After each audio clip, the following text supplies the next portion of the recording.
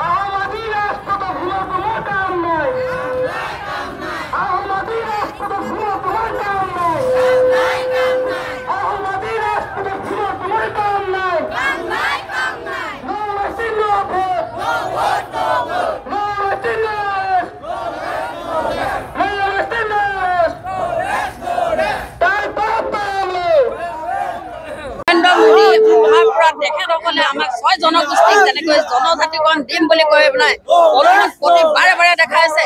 তেওঁৰ দৰে মিছলীয়া এজন বৰ্তমান আমাৰ অসমৰ মুখ্যমন্ত্ৰীজনো এই একে মিছলীয়া।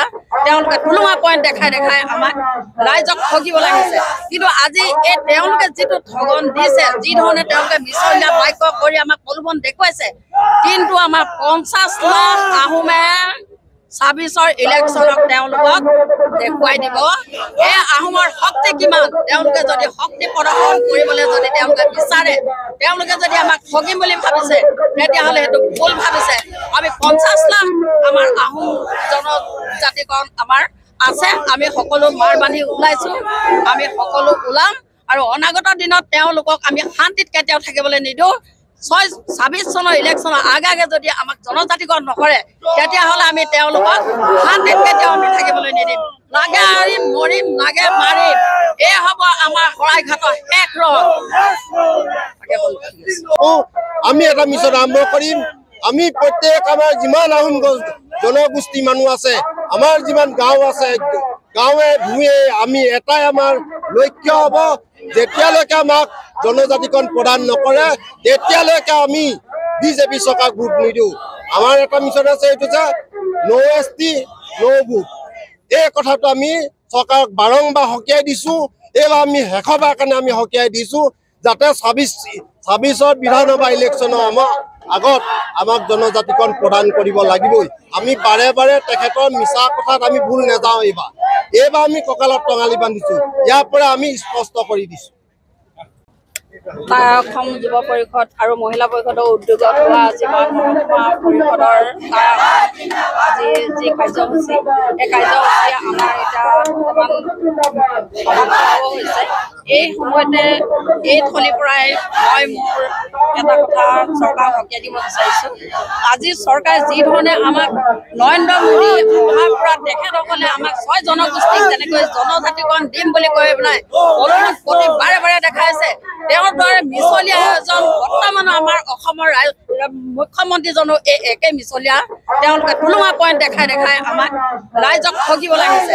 কিন্তু আজি এই তেওঁলোকে যিটো ঠগন দিছে, যি ধৰণে তেওঁলোকে মিছলীয়া বাক্য কৰি আমাক প্ৰলোভন দেখুৱাইছে, কিন্তু আমাৰ 50 লাখ আহোমে 26ৰ ইলেকশ্যনক তেওঁলোকক দেখুৱাই দিব এই আহোমৰ শক্তি কিমান। তেওঁলোকে যদি শক্তি প্ৰদৰ্শন কৰিবলৈ যদি তেওঁলোকে বিচাৰে, তেওঁলোকে যদি আমাক ঠগিম বুলি ভাবিছে, তেতিয়াহ'লে সেইটো ভুল ভাবিছে। আমি 50 লাখ আমাৰ আহোম জনজাতিকৰণ আমাৰ আছে। আমি সকলো মাৰ বান্ধি ওলাইছোঁ, আমি সকলো ওলাম আৰু অনাগত দিনত তেওঁলোকক আমি শান্তিত কেতিয়াও থাকিবলৈ নিদিওঁ। 26 চনৰ ইলেকশ্যনৰ আগে যদি আমাক জনজাতিকৰণ নকৰে, তেতিয়াহ'লে আমি তেওঁলোকক শান্তিত কেতিয়াও আমি থাকিবলৈ নিদিম। লাগে আৰিম মৰিম, লাগে মাৰিম, এই হ'ব আমাৰ শৰাইঘাটৰ শেষ ৰং।